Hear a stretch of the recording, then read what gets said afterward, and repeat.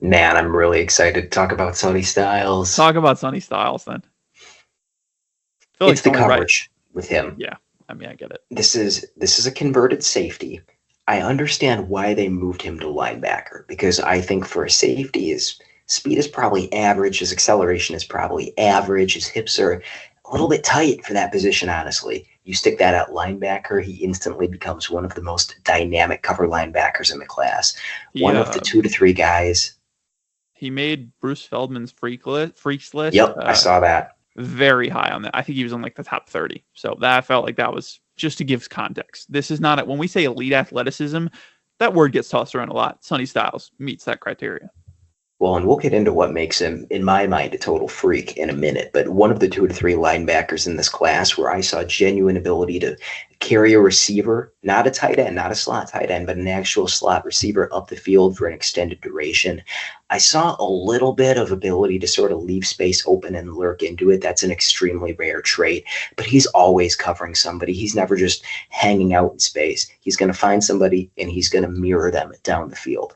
I liked his run diagnostics. I didn't think they were fantastic. I thought they were probably average among the guys I watched, but I watched a lot of really good linebackers. And what blew me away about this converted safety, who is listed at 235 pounds, who looks like he weighs about 215, he's really strong. Like, this is not a guy who gets bullied off the ball. You hardly see that at all. And I think he has advanced frame size. I think he has long arms, which helps with his tackling. He has a really high missed tackle rate per PFF. I'm not going to lie, I have no idea what they're looking at. There was one game where he missed 3 tackles. Was that maybe against Texas? I'll add that in my notes.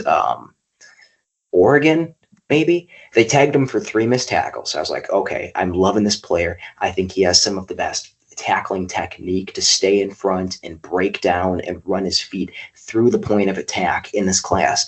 What am I missing? Where are these missed tackles coming from? And one was like he kind of blew up a screen pass and the receiver cut away from him and the lineman was pushing him away from the play. And it's like you got a hand on his ankle because you read it out really well. That's not anything. And one I remember was actually an extremely athletic play. It was a throw down to the flats that he was kind of allowing because, you want to like allow the negative 2 yard check down and then blow it up. And the running back ducks under his tackle.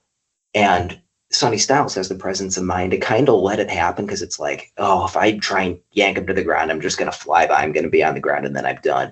So he brings the arm up, stays on his feet, flips the hips, and tackles the running back for like a 2 yard gain. That's still a stop. So he missed a tackle. And then with nobody else's help, he makes the tackle like 3 yards later. Those are Sonny Styles' missed tackles. If that's what the tape is filled with, and I'm assuming it is, I think he has really good block shedding technique as well. We're talking about basically a box safety who can play really advanced coverage stuff for a linebacker, who can also do all the high-end run fit stuff that you want. Fantastic athlete. I don't see any tool that he doesn't have in his bag, and that's why I'm so excited about Sonny Styles. Yeah, I definitely see the difference here. I think I agree with like 70% of that. And okay, it really explains the difference. I think he's just less developed of a player. I think I just see him as a little bit less developed. And I think that the missed tackle rate holds up, not in the way that PFF does it, but let's talk about the tackling first, because there are some plays where PFF will qualify it as a missed tackle when they shouldn't. And there are some that technically it's not a missed tackle, but it should count as like half a missed tackle, and Sonny Styles tape's full of those. When we're talking about tackling technique, I'll be honest, I don't see it with him. I do see the ability to deconstruct runners, and I think it's because he's so strong.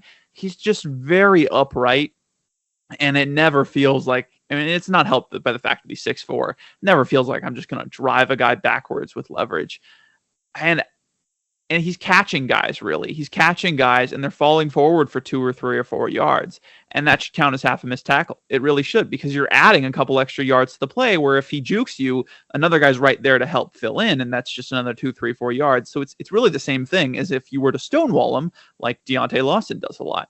So that was really the issue I had with Sonny Styles' tackling. I do think it's all, but it's all there. Everything I'm going to talk about in a second, I'm not going to take too much time because I think it was a great breakdown you did of Styles, but it's all there. And that's why I said he is the highest ceiling of anybody in this class, save maybe Anthony Hill, maybe, because he is such a freak athlete. He just should not be able to move the way he is. He's listed 6'4", 235 or something like that. It's unreal. And I absolutely agree with the strength thing. There's nobody who takes on blocks that strong that looks that small. I mean, he just detonates guys. I'll say it again. In the run fit, where I do disagree is I saw a lot of struggles trying to block shed. He's got decently long arms.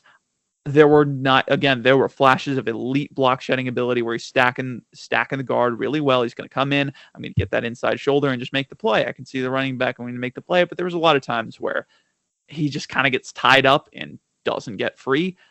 Not a good arm tackler, it's a luxury more than it is a weakness. You'd like a guy to be a good arm tackler, but it just felt like he couldn't even try. He couldn't get his arms off of him. So that was disappointing.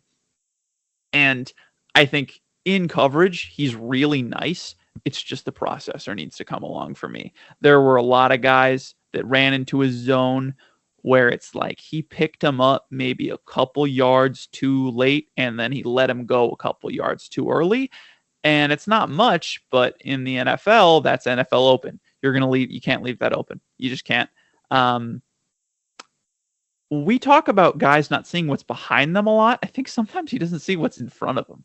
He's so obsessed, but he sees guys behind him incredibly well, and which is a great trait. But I think he sees guys behind him at the expense of the spot route 6 yards in front of him, So I think there's sometimes where he's just a little late getting down to make that tackle, because he just doesn't see it as well, or he kind of loses track of it. But this is a guy medical concerns, eyes on the wrong side of the head. Yeah, eyes on the wrong side of the head, really. But also, one thing I don't believe you mentioned, he's an insane blitzer. He's unbelievable.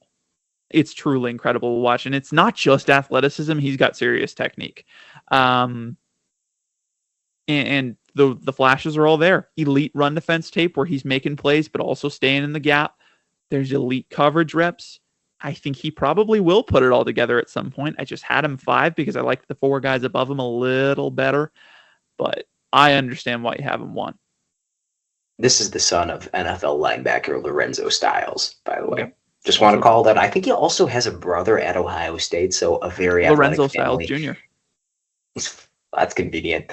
They like to use him in sort of a true will overhang type of role where he didn't have to do a ton of diagnosing. I want to see if he can handle more of those green dot responsibilities this year. So I still have some reservations, but I think I made my case for why he's my linebacker 1. It's all about the upside. And when you're that athletic and you're that strong and you can be that big, I want you to try to play Mike linebacker, man, because that's where I'm going to get the most value. But yeah, I mean, wouldn't be surprised if the Vikings end up with him because he's Brian Flores' wet dream. Oh my God. This is really what he is. Imagining that. I'd rather not because I'm a Packers fan. Yeah, if Brian Flores could create a linebacker in the lab, it's Sonny Styles.